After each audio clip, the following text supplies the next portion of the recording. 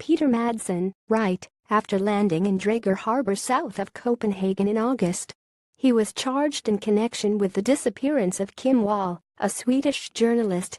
Backslundered European press photo agency Stockholm, the Danish police said on Saturday that divers had recovered the severed head and legs of the Swedish journalist Kim Wall in a bay, as well as crucial evidence that is inconsistent with the Danish inventor's explanation of how she had died on his submarine.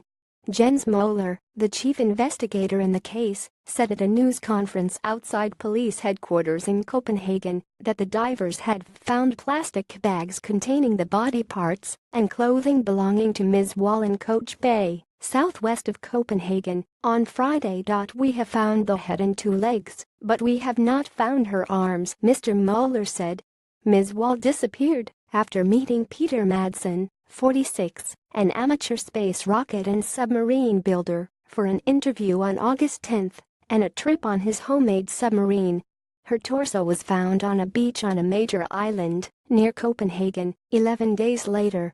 He was later charged with manslaughter, which in Danish law is the equivalent of murder.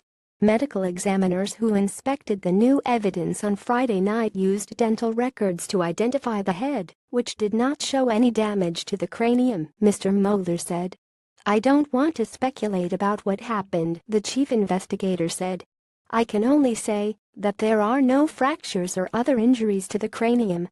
That contradicts Mr. Madsen's account, in which he said Ms. Wall, 30, had died accidentally after a heavy hatch on the submarine's tower collapsed on her head. The divers, who were assisted by Swedish dogs trained to work in water, discovered the head and clothes in bags. Later, her legs were found attached to pieces of metal similar to ones found with her torso on August 21, Mr. Møller said.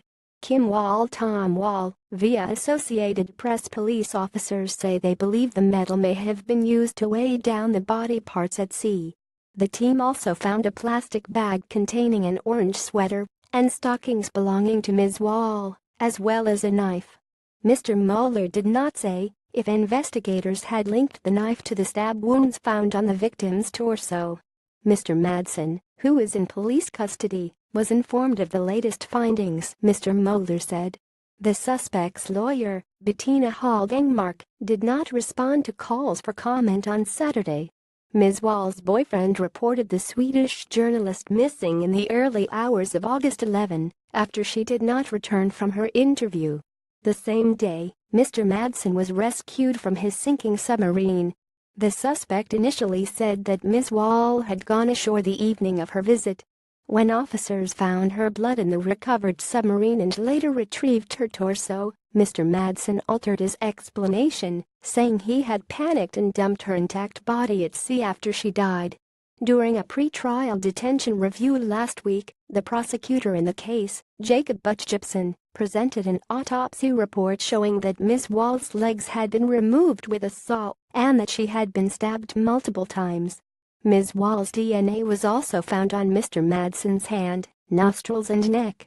The prosecutor also told the court that officers had found videos showing the torture and killing of women on a hard drive owned by Mr. Madsen. The videos did not appear to have been made by the inventor, but they indicated an interest in fetish, torture and murder, Mr. Butchgibson said. Ms. Wall, a freelance journalist, grew up in Trelleborg, in southern Sweden, and studied at the London School of Economics and at Columbia University.